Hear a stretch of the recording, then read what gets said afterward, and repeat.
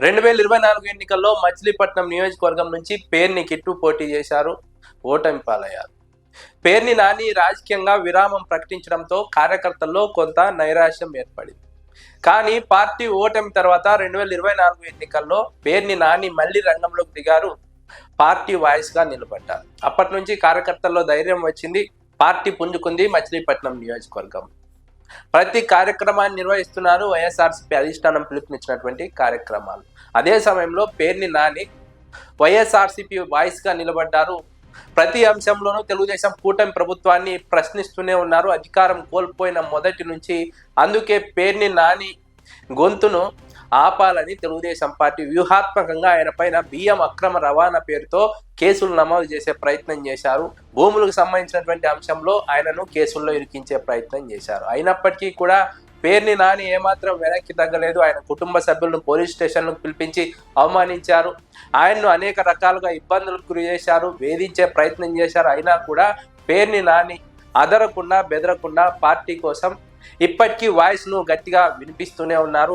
మళ్ళీ పార్టీని అధికారంలోకి తీసుకొచ్చి జగన్మోహన్ రెడ్డిని ముఖ్యమంత్రిని చేయడమే లక్ష్యంగా పేర్ని నాని పనిచేస్తున్నారు మచిలీపట్నం నియోజకవర్గంలో. గత ఎన్నికల్లో పేర్ని నాని పోటీ చేయకపోయినా ఆయన తనయుడు పేర్ని కిట్టు పోటీ చేశారు. పేర్ని కిట్టు ఓడిపోయారు. ఎమ్మెల్యేగా తెలుగుదేశం పార్టీ నుంచి కొల్లు రవీంద్ర గెలిచారు. కొల్లు రవీంద్ర గెలిచిన తర్వాత అభివృద్ధి ఎక్కడికక్కడ పడకేసింది.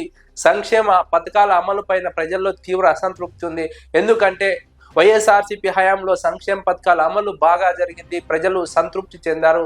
కానీ తెలుగుదేశం పార్టీ అధికారంలోకి వచ్చిన తర్వాత ఆ సంతృప్తి లేదన్న విషయం ప్రజల్లో వ్యక్తం అవుతూ ఉండడం తెలుగుదేశం పార్టీకి మైనస్ గా మారింది. ముఖ్యంగా పేర్ని నాని ఎమ్మెల్యేగా మంత్రిగా ఉన్న సమయంలో బందర్ పోర్టు నిర్మాణానికి ప్రారంభం చేశారు. అదే సమయంలో 50% పనులను 2024 నాటికి పూర్తి చేశారు. జగన్మోహన్ రెడ్డి సహకారంతో వేగంగా పనులను పూర్తి చేయడంలో బందర్ పోర్టు విషయంలో పేర్ని నాని చాలా క్రియాశీలకంగా వ్యవహరించారు. ఆ తర్వాత 500 కోట్ల రూపాయలతో మచిలీపట్నంలో మెడికల్ కాలేజీ నిర్మాణానికి జగన్మోహన్ రెడ్డి సహకారంతో పేర్ని నాని కృషి చేశారు. పేద ప్రజలకు మంచినీటి సరఫరా కోసం పేర్ని నాని తీవ్రంగా కృషి చేశారు. జగన్మోహన్ రెడ్డి సహకారంతో 1000 ఇళ్లు నిర్మించి పేర్ని నాని ఆ ఇళ్లను పేదలకు పంపిణీ చేశారు. ఇంటి పట్టాలను పంపిణీ చేశారు. ఒక రికార్డును సృష్టించారు. ఇలా మచిలీపట్నం అభివృద్ధిలో పేర్ని నాని చాలా క్రియాశీలకంగా పనిచేశారు.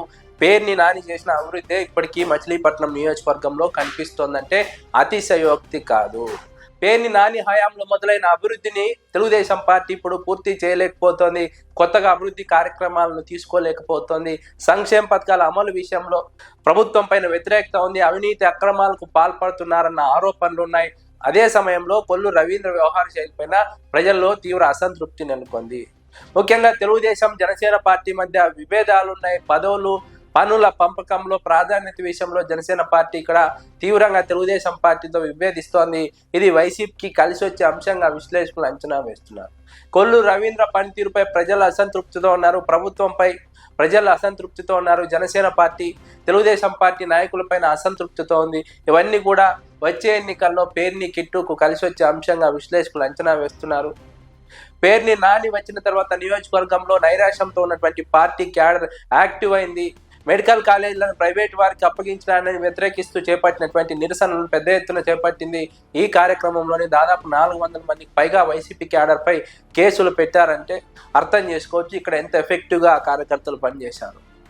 పేర్ని నాని పేర్ని కిట్టు నాయకత్వంలో కార్యకర్తలు ఎఫెక్టివ్గా పనిచేశారు కాబట్టి నిత్యం 360 రోజులు సెక్షన్ 30 పేరుతో పోలీసులు నిరసనలను అణిచివేసే ప్రయత్నం చేస్తున్నారు.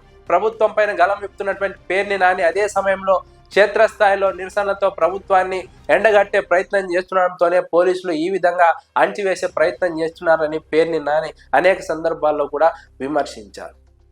ఓవరాల్గా నియోజకవర్గ వ్యాప్తంగా పేర్ని నాని అభివృద్ధి కనిపిస్తోంది. పేర్ని నాని హయాంలో జరిగినటువంటి అభివృద్ధి ఇప్పటికీ కళ్ళ కట్టినట్టు కనిపిస్తుండడం తెలుగుదేశం పార్టీకి మైనస్ గా మారింది.